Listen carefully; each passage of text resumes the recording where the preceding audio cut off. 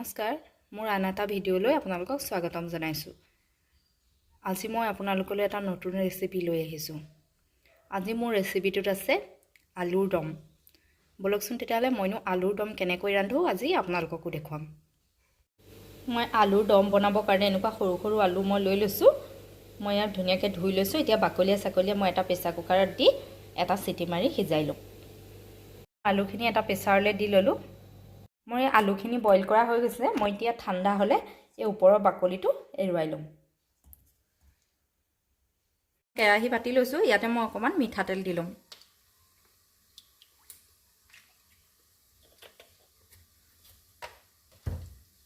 মোৰ তেলখিনি গৰম হৈ গৈছে। মই এয়া আলুখিনি বইল কৰি লৈছিলোঁ। এনেকৈ বাকলিখিনি গুচাই লৈছোঁ আলুৰ দম বনাবৰ কাৰণে। মই এতিয়া এই আলুখিনি ফ্ৰাই কৰি ল'ম। অকণমান নিমখ আৰু অকণমান জান হালধি সানি লৈছোঁ।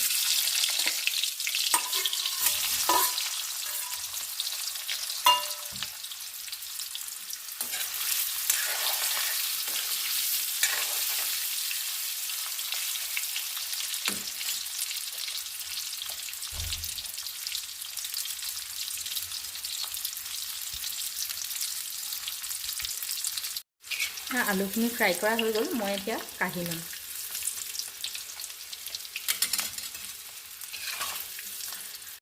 কাঢ়ি ল'লোঁ। ইয়াতে মই কেইটামান পাঁচফোৰণ দি দিছোঁ আৰু এটা মিহিকৈ কাটি লোৱা পিঁয়াজো দি দিছোঁ। দুটা শুকান জলকীয়া দিছোঁ, দুখিলা তেজপাত আৰু দুচামুচ আদা নহৰু পেষ্ট।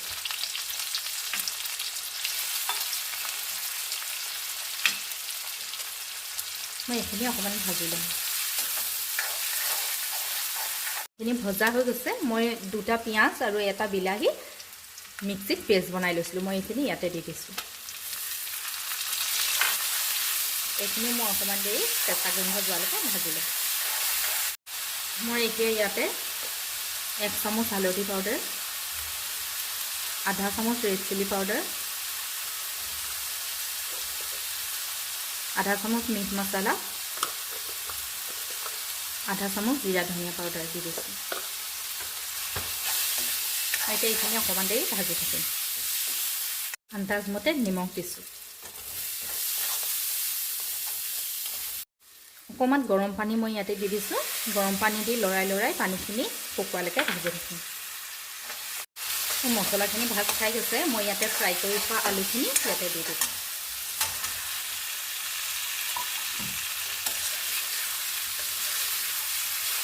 আকৌ মই 5 মিনিটমান এনেকৈ লৰাই ভাজি থাকিম।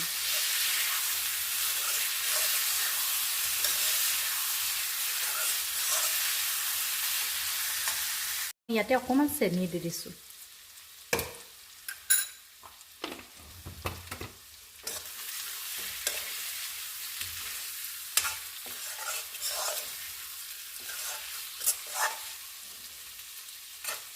মই এতিয়া 5 মিনিটমান এনেকৈ ঢাকি থৈ দিম।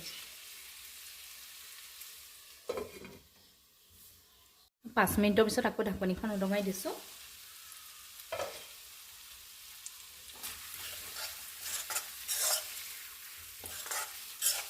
মই গেছটো চিমত ৰাখিছিলোঁ। এতিয়া হাই কৰি দিম। কৰি ইয়াতে অকণমান গৰম পানী দি দিম।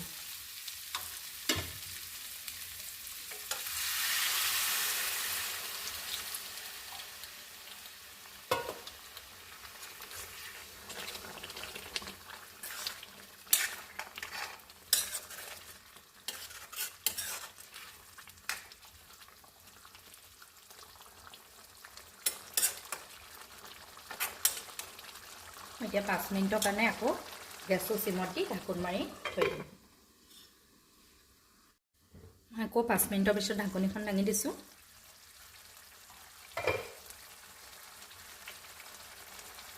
মই ইয়াতে এতিয়া অকণমান লং ইলাচি দালচেনি গুড়ি দি দিছোঁ।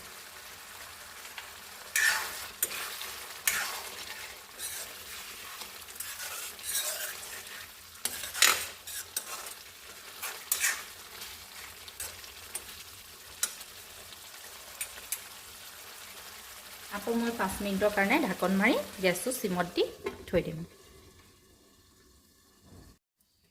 5 মিনিটৰ পিছতে ঢাকনিখন উদঙাই দিছোঁ। এয়া দেখিছেনে আজি মোৰ আলুৰ দমৰ ৰেচিপিটো ৰেডি হৈ গৈছে আপোনালোকে বাৰু এনেদৰে বনাইছেনে আলুৰ দম এনেদৰে বনাই চাবচোন যদি বনোৱা নাই আলহী আহিলে পটককৈ ৰুটিৰ লগত দিবলৈ বৰ সুবিধা হয়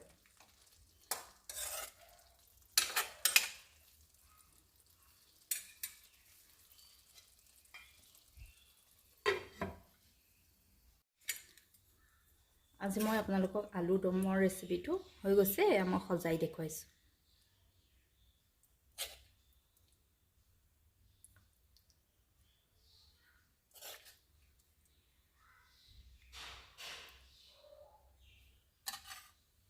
আজি মোৰ আলুৰ দমৰ ৰেচিপিটো ৰেডি হৈ গৈছে যদি আজি মোৰ ভিডিঅ'টো চাই ভাল পালে লাইক কৰিব কমেণ্ট কৰিব শ্বেয়াৰ কৰিব যিসকলে এতিয়াও মোৰ চেনেলটো ছাবস্ক্ৰাইব কৰা নাই প্লিজ চেনেলটো ছাবস্ক্ৰাইব কৰি ল'ব ধন্যবাদ